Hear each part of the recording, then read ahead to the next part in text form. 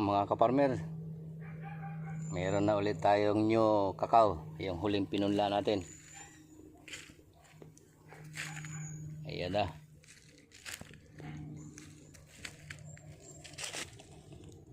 Nagsibula na.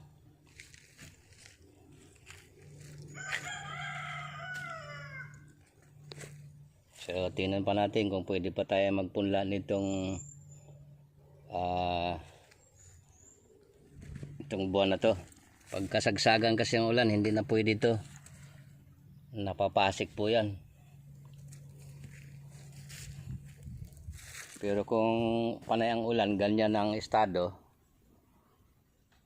okay lang. Pero yung ganito, pagka panay ang ulan, mapapasik po yan. Kaya hindi na tayo pwede sa panahon na yun.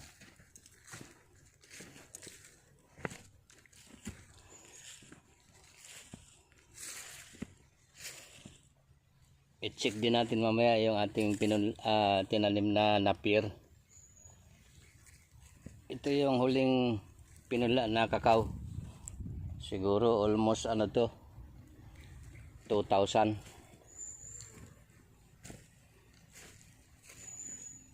Yan o, yung kasoy na nalaglag sa ano, kusang nanibol. So ito na yung huling pinunla natin na kakao. At ang yung doon, malalaki na sila.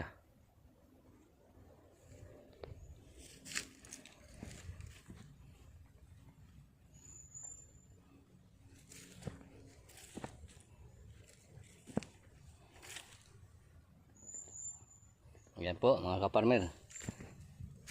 Solid, magandang sibol.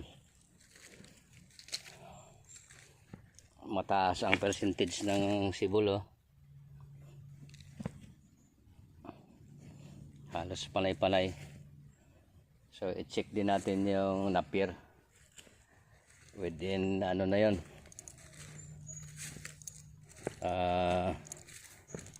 1 week, 7 days. So tingnan natin doon.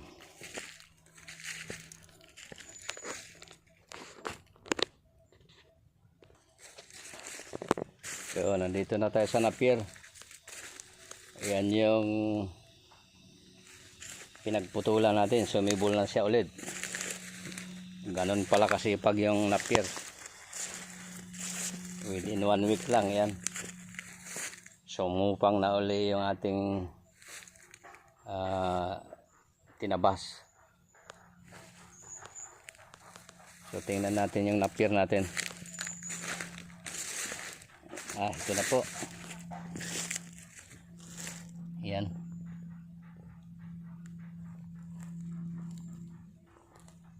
Nagsibula na. Ayan.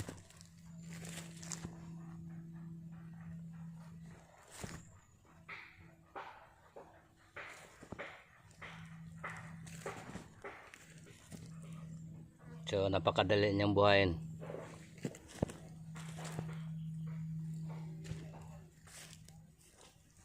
Yan. So nakabaybay ito sa bakod natin. Maging harang na rin yan dito sa ano, sa bakod. Pag lumago yan, double purpose.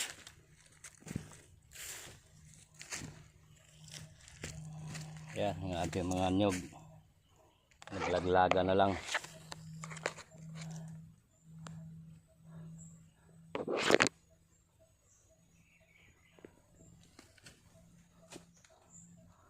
Very productive yung ating nyog.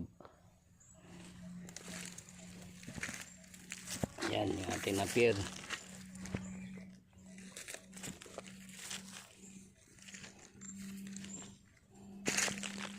Sureball na po yan.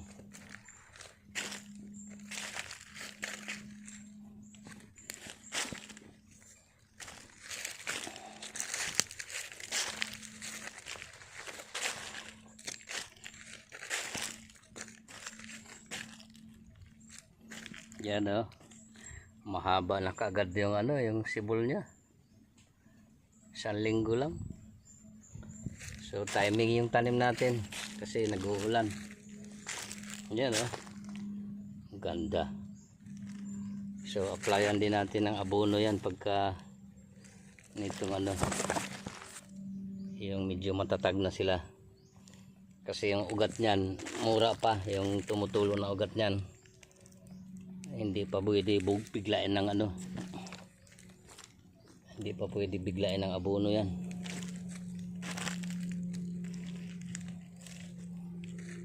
So yan. 100%.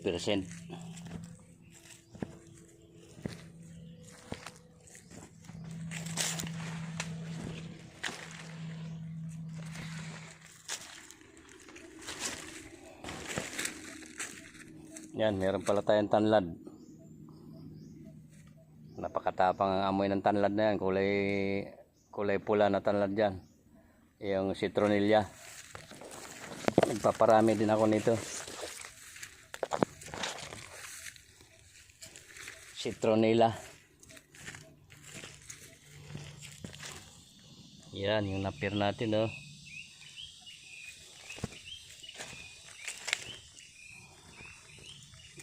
%100.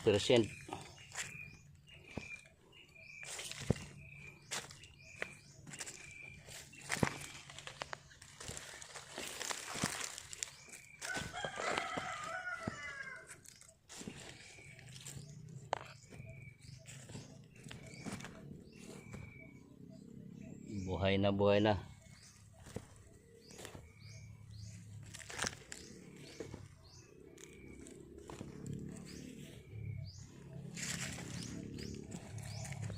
So yan po, ang ganda no.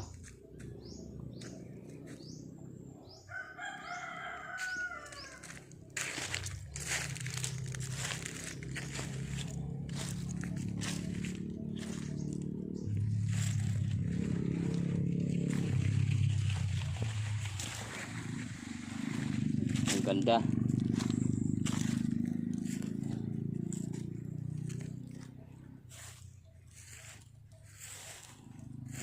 Minabuti ko na bye-bye bakod to para magsilbing bakod na rin yan. Kasi tataas yan eh.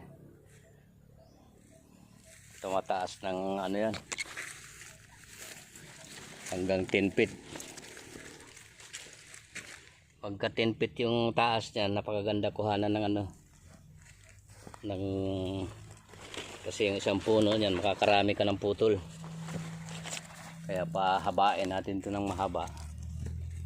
Patangkarin natin ng mga 10 feet bago tayo makakuha uli ng pananim dyan.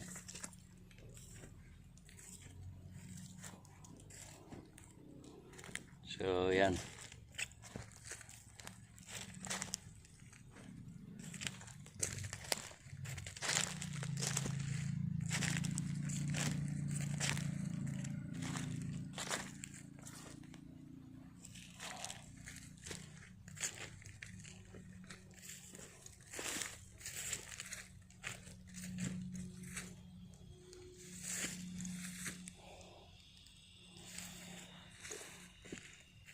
Yung ating kakao naman, yan o. Nagsupang ng bagong mga dahon. Yan, tulad nito.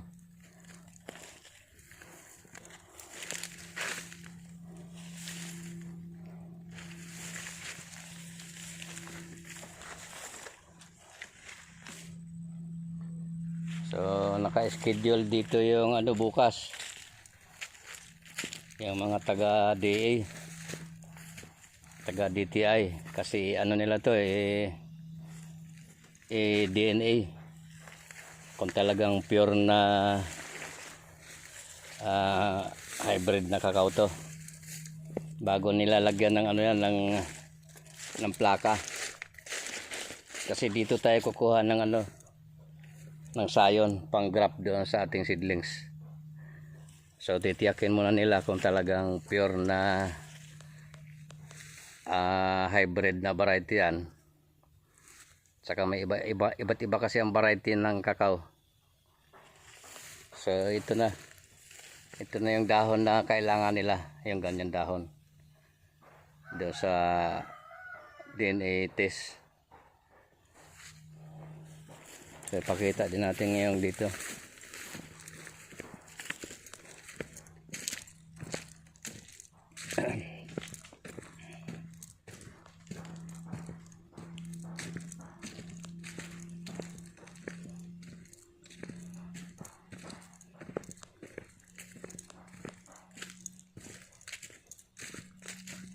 Kasi nung nagpunta sila nung nakaraan dito, hindi to ganito. Kasi tag-araw pa. Hindi pa nakasupang ng ganyan, no? Yan ang kailangan nila sa DNA. Yan, yung mga ganyang dahon na mura.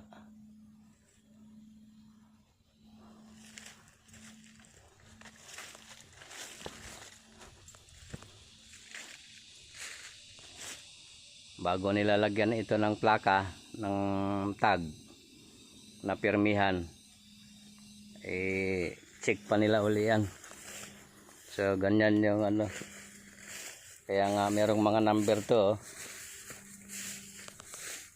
Yun, oh, may number, may ano siya, kasi DNA test.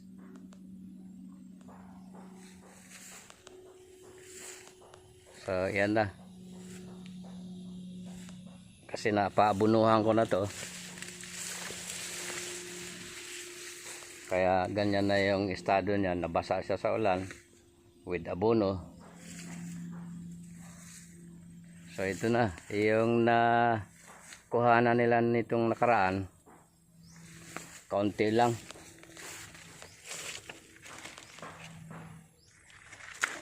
Dahil hindi nagdahon ng ganitong bago. Pero nakita niyo yung bunga, oh. Oh. Maliit lang na puno yan, pero hitik na hitik sa bunga. Yan, oh. So sana matuloy sila bukas, yung taga-DA, Department of Agriculture, saka yung Bureau of Plant Industry, yung BPI, para matapos na tong pag-process ng ano nito.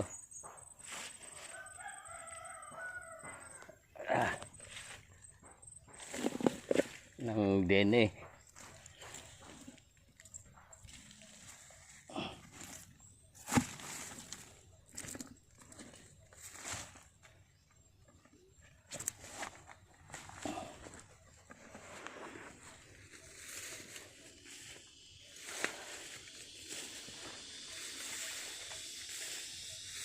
Ayan.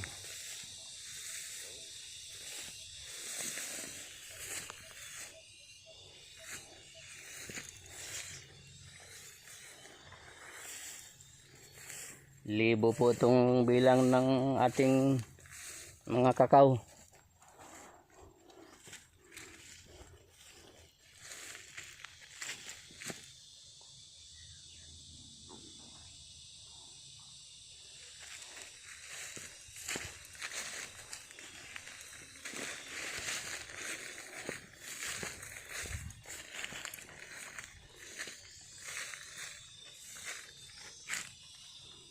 Yan po, may mga bagong dahon na.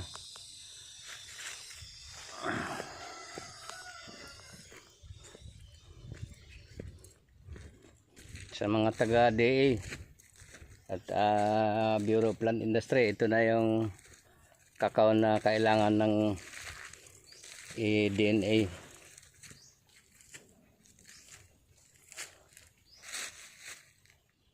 Yan, may mga dahon na po sila na bago.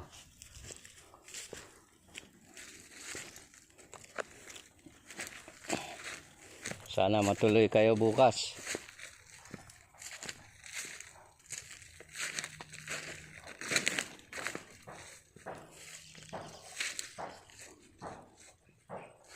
Yung iba, parang medyo gumulang na yung iba, oh. Yung ibang dahon.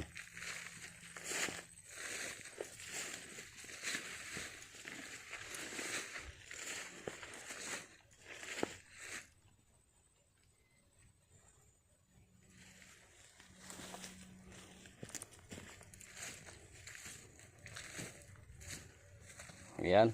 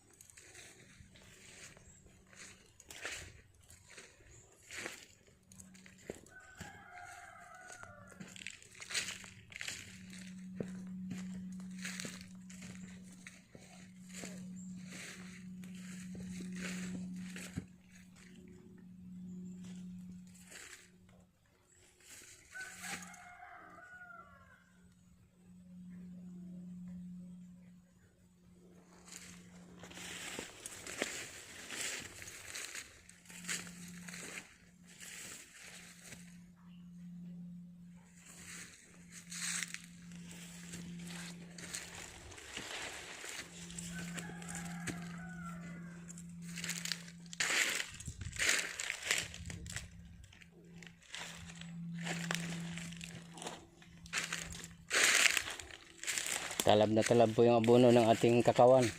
Ayan.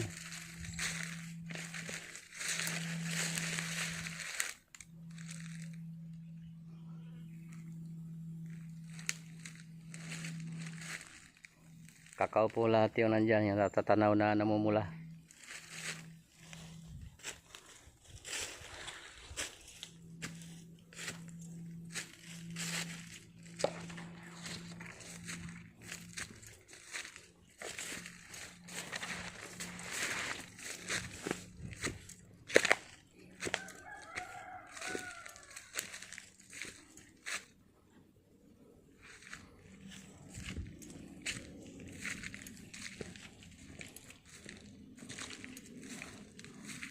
Yan po, kakao lahat yan.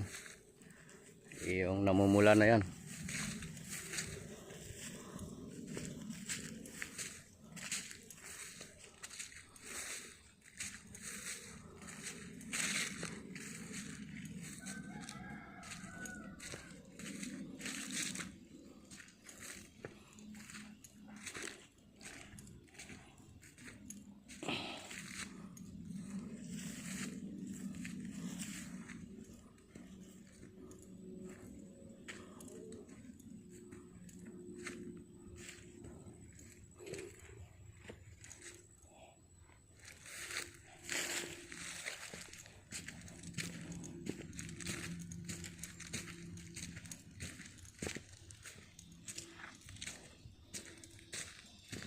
Sige mga kaparmer, hanggang dito na lang yung ating update sa farm. Maraming salamat sa inyo at God bless po muli sa ating lahat.